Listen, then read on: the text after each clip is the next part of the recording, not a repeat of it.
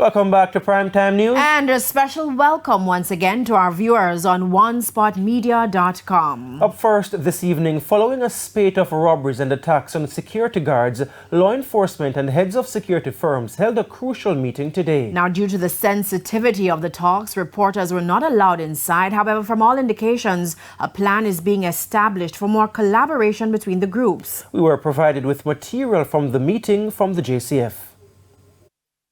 A meeting of the minds. The coming together of the security forces and local security firms is taking place at a time when criminals are getting bolder. Not to mention, they're well armed and are on a quest for cash.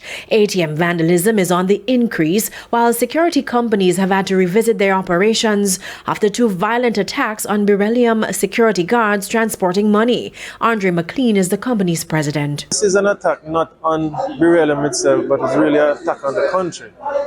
The type of services that we do provide are really beneficial to the ecosystem of the financial industry. As the security firms look ahead, collaborating with the security forces is seen as a necessary step. It was very important that we understand that this is a multifaceted approach to solving the problem.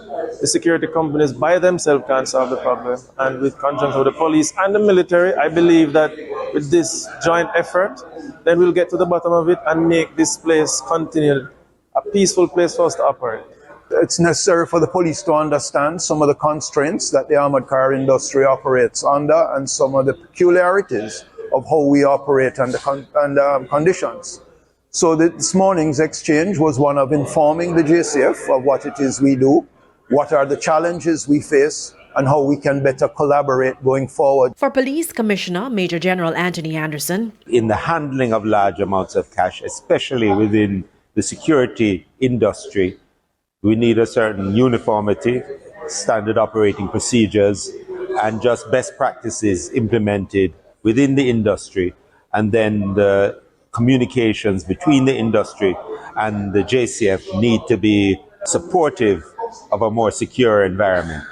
he also provided an update on investigations into the recent Portmore heist. Investigators are moving rapidly to not only recover items used, but also follow up on this case. We have very strong leads and we have persons in custody. That's all I'll say about the investigation at the moment. But I am happy with the way it is going so far.